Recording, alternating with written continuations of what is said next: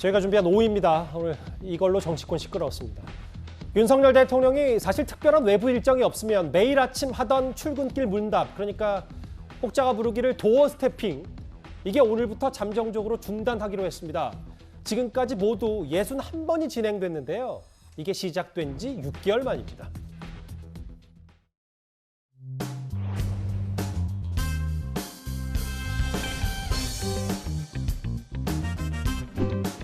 예전에 취임하시고 기자들 돼지고기 부채찌개 끓여주신다고 하셨잖아요. 그 약속은 여기서 올까? 여기서? 응? 좋아요. 청사 마련해서 가면은 내가 하루 그 구내 식당에서 저녁에 한번 양 많이 끓여가지고 감독을 해가지고 그렇게 해서 같이 한번 먹읍시다. 주방이 아직 안 됐어요. 식당이 되면 한번 양 좀 많이 끓일게요.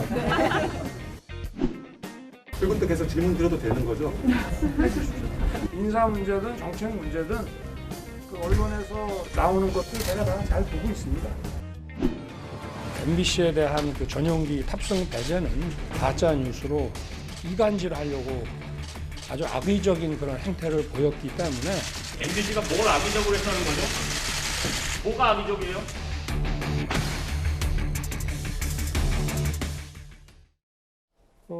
저희가 화면으로 쭉 준비를 해서 뭐 어느 정도 추가 설명은 제가 안 드려도 될 것 같은데, 구재영 차장. 네. 일단 잠정 중단된 출근길 문답 어떻게 평가하십니까? 네.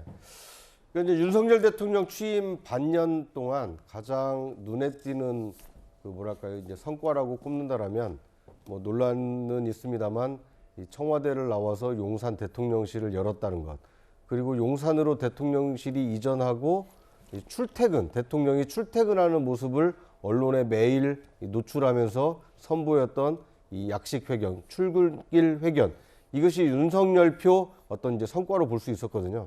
그런데 이제 이것이 뭐 약간 불미스러운 일 이후에 이제 그 잠정 중단이 됐기 때문에 상당히 좀 아쉬운 점이 있습니다. 그런데 처음 시도한 것이기 때문에 성과로도 볼 수 있지만 약간의 시행착오도 있을 수가 있습니다. 예. 뭐냐면 대통령의 어떤 정제되지 않은 발언이 불필요한 논란을 일으켰다, 이런 비판도 있었기 때문에 잠정 중단을 통해서 앞으로 좀 더 이 그 도어스태핑 2.0 시대에는 조금 더 이 정제된 언어, 그리고 이 국민에게 꼭 필요한 이 정보를 제공하는 이런 형태로 좀 형식이 바뀌어서 다시 시작됐으면 하는 바람을 가지고 있습니다.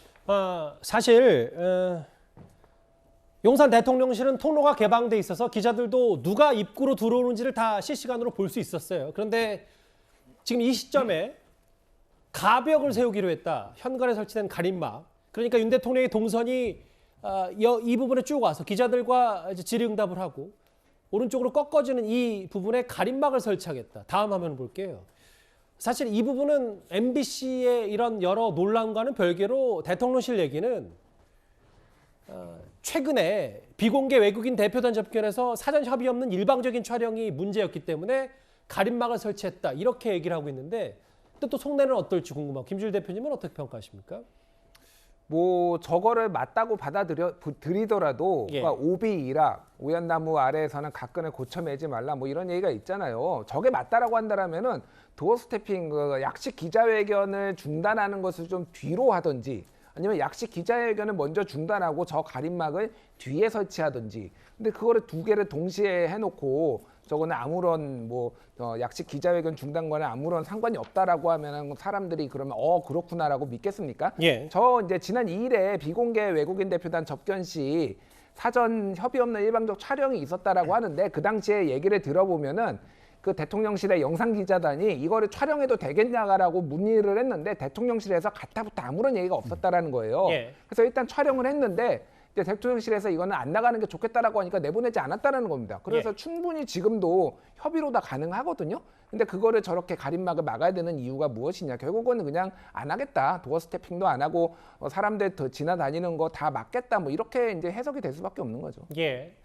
일단 이게 여러 차원에서 MBC 논란과는 뭐 떼려야 뗄 수 없는 부분도 분명히 있으니까요. 오늘 여당은 지난 청와대 아니죠, 대통령실 참모와의 설전이 있었던 MBC 기자 혹은 뭐 그의 태도, 뭐 슬리퍼 신는 문제, 혹은 야당은 윤 대통령의 언론관을 저항했는데요. 각각 목소리 듣고 오겠습니다. 청와대 출입 기자는 그 언론사의 1호 기자입니다. 가장 실력 있고 예의 범절을 갖춘 기자가 나갑니다. 모든 출입 기자들이 넥타이도 갖추고 제대로 정자세로 이렇게 대통령의 인터뷰를 들었죠. 투명률이라 대통령이 그 출퇴근을 다 볼 수가 있대요, 기자분들이. 사실 기자실에서 대통령의 일거수일투족을 볼 수 있는 그 왔다 갔다 하시는 출퇴근을 다 볼 수 있다는 구조는 사실은 굉장히 좀 있을 수 없는 구조예요. 가벽을 설치한다고 합니다. 차라리 땅굴을 파고 드나드십시오.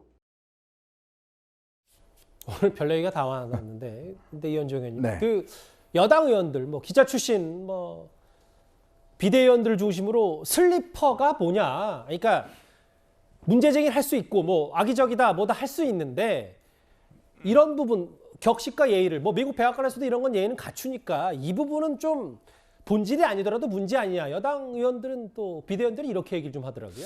그렇습니다. 저도 뭐 정치부를 이제 오랫동안 출입을 했지만 항상 제가 선배들한테 받은 가르침이 뭐냐면 항상 이 인터뷰할 때는 항상 예의를 지켜라. 그러나 질문에는 송곳이 있어야 된다라는 이야기를 많이 배웠습니다.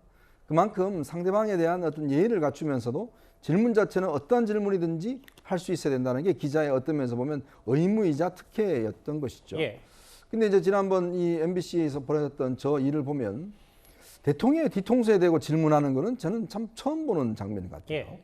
왜냐하면 항상 우리가 질문할 때도 대통령 면전에서 손을 들고 질문 순서에 따라서 질문하고 답변하고 이런 것들이 이제 관례에 있었는데 문제는 이제 저 MBC 기자의 저런 어떤 태도 문제라든지 또 질문을 어떤 면에서 보면 대통령 뒤통수에다 대고 저렇게 샤우팅하듯이 질문한다든지 뭐 그건 질문이라기보다는 오히려 항의성 이야기겠죠. 아마 거기에 대통령실은 굉장히 이건 중대한 문제다라고 봤던 것 같습니다. 물론 뭐 그 전과에서 MBC와의 관계는 꾸준히 있었겠지만, 그러니까 이런 것들이 일단 뭐 중단이 됐지만 저는 뭐 곧 재개될 거로 봅니다. 재개된다면 저는 뭔가 이제는 좀 예의를 지켜야 될 것이다. 그 예의는 지키라는 거는 질문을 하지 말라는 건 아니에요. 정말 질문을 하되 서로 간에 지켜야 될 선은 넘지 말아야 된다. 저는 그렇게 봅니다. 예.